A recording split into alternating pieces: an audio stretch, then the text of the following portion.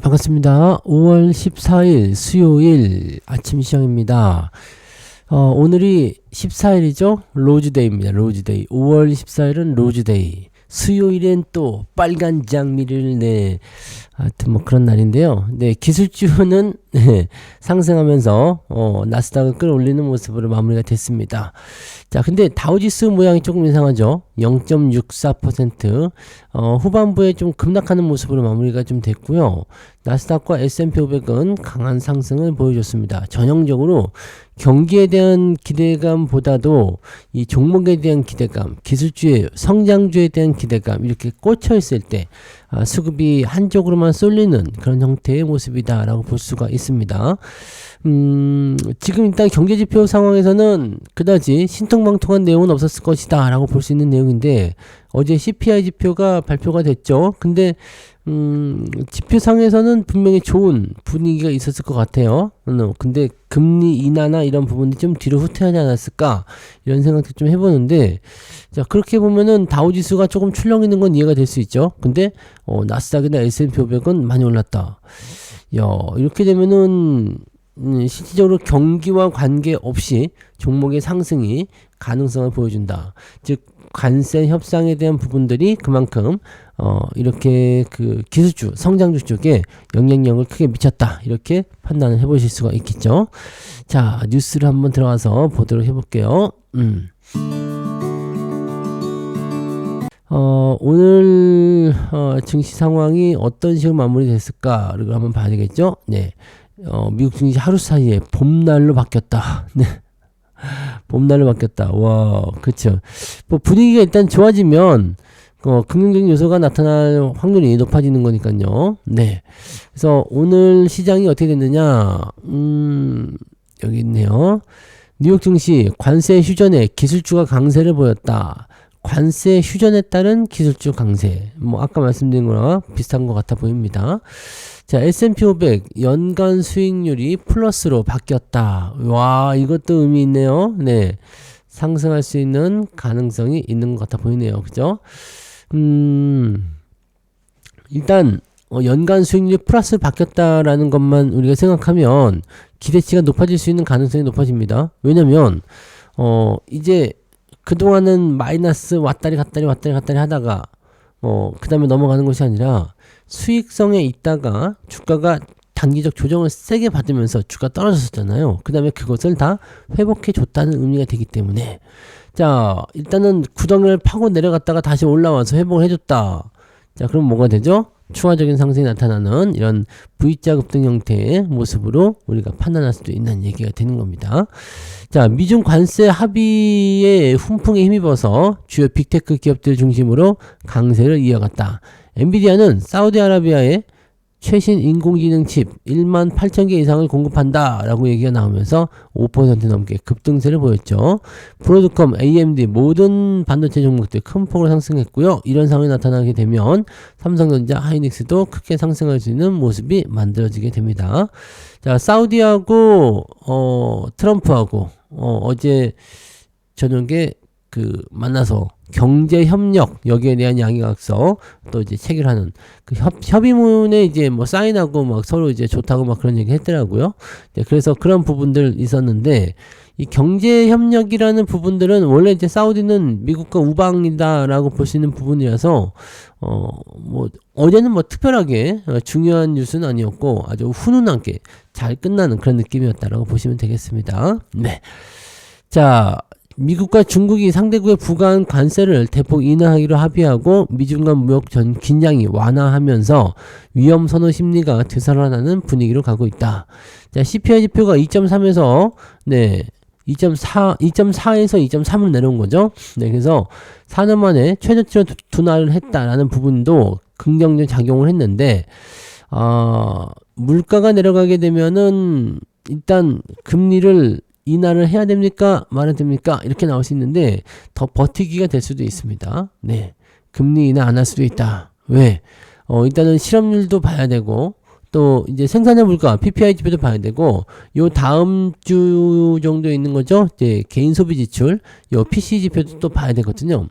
자, 연준은 이제 PC 지표를 굉장히 중요하게 생각하기 때문에 CPI 지표가 일단 좋게 나왔어. 오케이. 경기 나쁘지 않은데? 그렇다면 지금 굳이 서둘러서 금리를 낮출 이유도 없겠구나 라고 생각이 될 수도 있는 얘기예요. 근데 재밌는 거는 금리를 낮출 수가 없는 이유가 이제 물가가 너무 비싸서였잖아요. 물가 너무 비싸서 금리를 낮출 수가 없다. 왜? 금리 낮추면 물가가 더 올라갈지도 모르니까. 근데 물가가 내려갔어. 물가가 내려가니까 아니 이거 경기가 나쁘지 않은 것 같은데요. 금리 당장 낮추지 않아도 되겠는데요. 어쩌자는 거예요. 네, 이렇게 될 수 있는 거죠. 자, 근데 이런 식으로 물가가 좀 낮아지게 되면 일단은 다음 달 FOMC에서라도 어느 정도 네, 금리 인하에 대한 시도가 나올 수 있지 않을까라고 생각을 좀 해봅니다.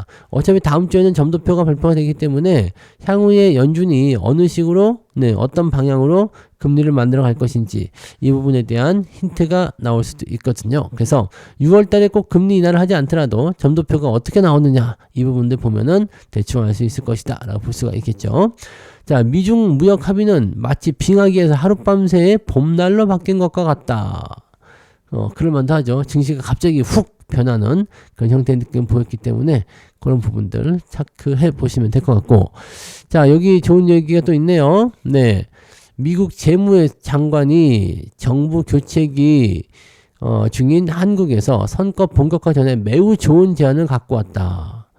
자, 근데 저는 이렇게 생각합니다. 아무리 좋은 제안을 갖다가 집어넣었어도 바꾸면 되는 거 아니냐. 네, 왜 우리 반도체법 같은 경우나 이런 것들도 바이든 정부하고 네, 다 협상해가지고 도장까지 찍은 건데 뭐 가격을 줄이네 어쩌네 이렇게 말 많잖아요. 네, 그건 지난 정부 때다. 모르겠다. 바꾸자. 이렇게 되면은 혹시 모르는 거 아니냐 이거죠. 자, 사우디 투자 포럼 연설에서 한국과 일본 등과 무역 협상 아주 잘 되고 있다라는 말을 했고요.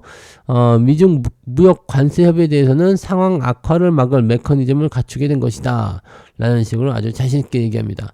자, 좀 재수없죠. 왜냐면 그전에는 뭐 죽이듯이 으르렁 대고 뭐 지네가 뭐 최고인 것처럼 그러더니 결국에는 꼬리를 내려서 이렇게 할 거 왜 이런 일들을 벌인 다음에 이 난리를 치나 이 얘기죠. 결국에는 자기네들이 네 양보하지 않고 자기네들 의도대로 되는 것처럼 이렇게 네 얼굴 들이밀고 얘기하지만 상당히 뻔뻔한 일이죠. 네. 우리는 계획과 절차를 갖고 있었다. 중국과 없었던 건 메커니즘이었다. 이번 주말 이후 우리는 이전처럼 상황이 악화되는 것은 피할 수 있게 되는 그런 메커니즘을 갖추게 된 것이다. 즉 협상에 대한 부분들을 가지고서 네, 이러한 어떤 결과치를 만들어낸 것이다 라고 얘기하고 있는 거죠.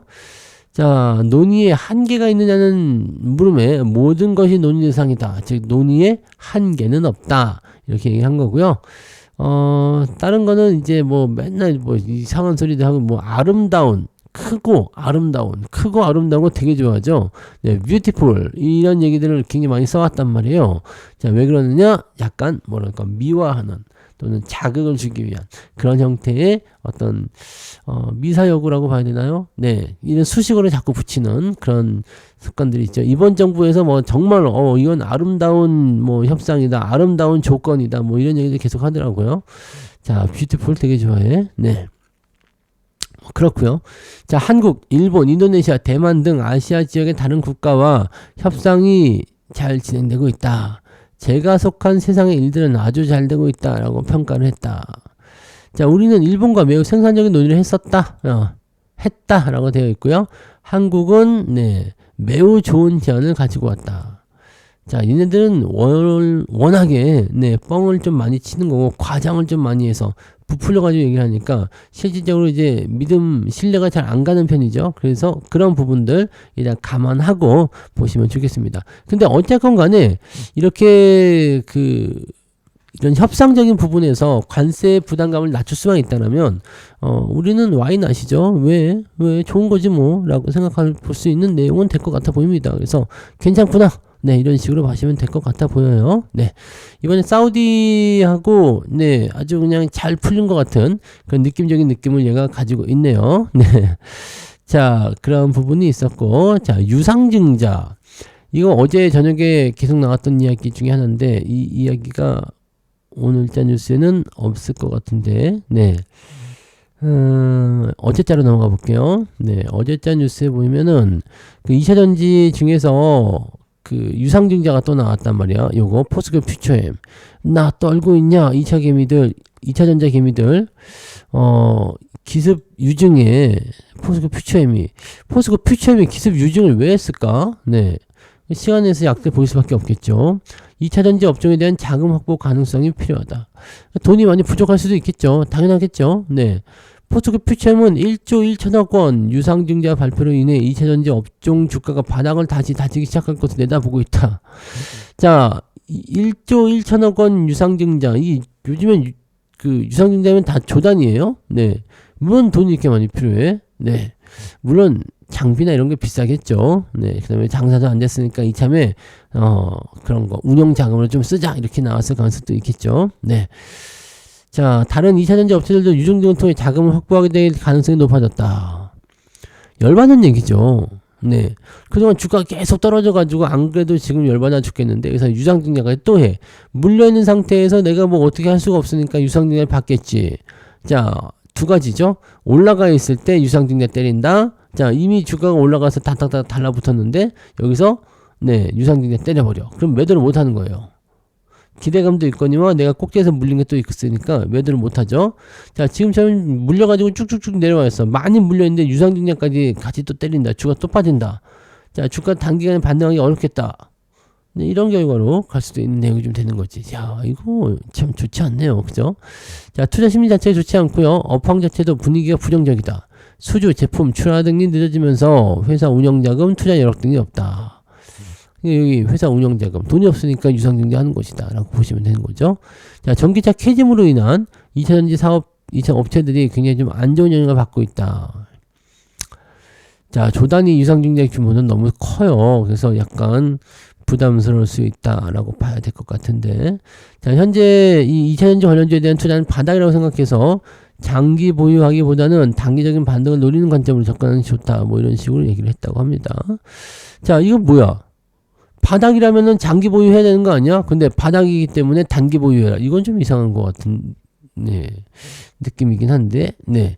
뭐, 워낙 많이 내렸으면은, 뭐, 기술적 반등에도 나올 수 있는 거 아니냐? 이렇게 볼 수는 있긴 있는데, 글쎄, 지금, 딱히, 네, 그죠? 딱히, 잡기가 좀 애매한 그런 부분들이 있을 수 있다는 얘기죠? 네. 자, MSCI 얘기 나오네요. 자, MSCI 편입된다. 자, 삼양식품 하나 시스템 MSCI 지수에 편입된다. 무더기 편출 사태를 피했다. 이렇게 얘기 나왔죠.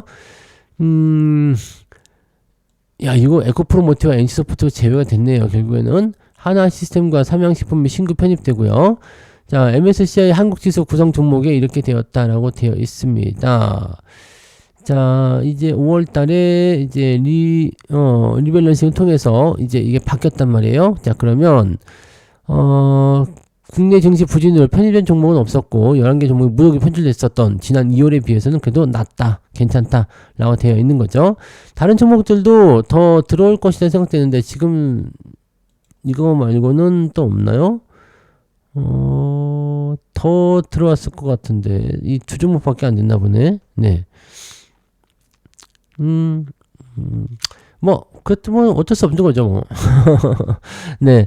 그 정도 됐나 본데, 이게 원래 리스트가 더 많았었던 것 같은데, 네. 두 개만 지금 잡힌 것 같네요. 네. 에코프로머티, NC소프트는 편출. 이게 두 개 들어갔으니까 두 개 나가는 거예요. 네. 두 개 들어오면 두 개가 나가는 거고, 종목이 더 많아질 것으로 생각됐었는데, 생각했던 것보다는, 네, 많이 들어오지 않은 것 같아 보입니다. 그죠? 네. 일단 증시가 부진했기 때문에, 네, 그렇게 된 것 같아 보입니다. 이제 후보군들은 여러 개 있었는데, 걔네들이 이제 막 올라가는 모습은 따로 나타나지 않았던 것 같아 보여요. 그죠? 삼양식품과 하나 시스템, 얘네들만 신규 편입했는데, 만약 얘네들도 주가 떨어지게 되면, 다음번, 네, 할 때 또 빠져나가게 되는 거죠. 네. 자, 그런 식으로 되어 있고요. 봄날로 바뀌었다는 거 얘기 있었고, 네, 신규 편입, 에코프로모티와 NC소프트는 진짜 불행한 주식이 되어 가는 것 같습니다. 네. 자, 그리고, 요 정도 보시면 될 것 같은데요. 뭐 특이사항이 없죠. 다 엔비디아가 급등했다. 아까 다 얘기해드렸던 거고 기술주 마감. 네, 이렇게 다 되어 있어서 요 정도 요게 전부 답니다. 네, 요거 다인 것 같습니다. 그래서 CPI, 그다음에 국제 유가 그런 거. 자, 트럼프가 시리아에 대한 전면 제재를 전면 해제한다.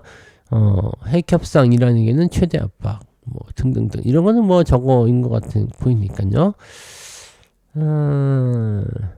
자, 요거 한번 더 볼게요.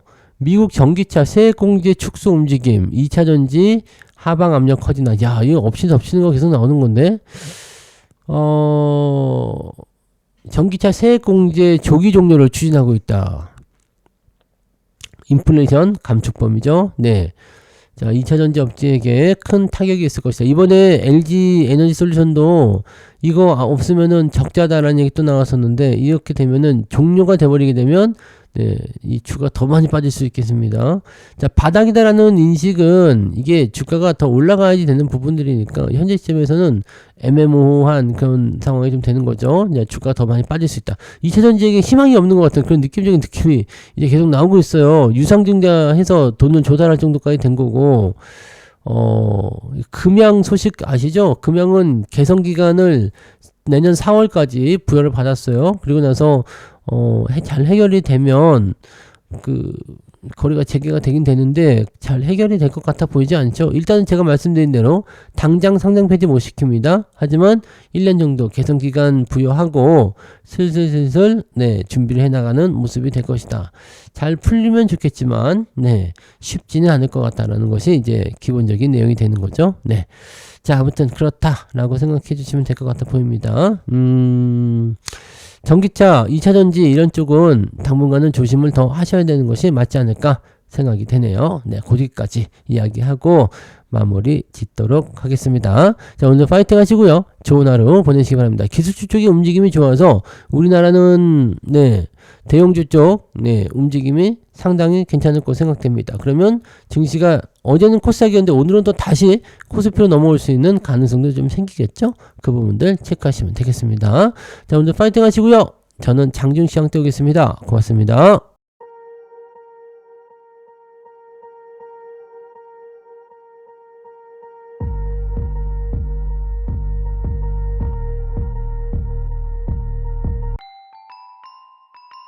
본 방송에서 제공되는 모든 정보는 투자 판단의 참고 자료이며 투자의 최종 책임은 본 방송을 이용하는 본인에게 있습니다.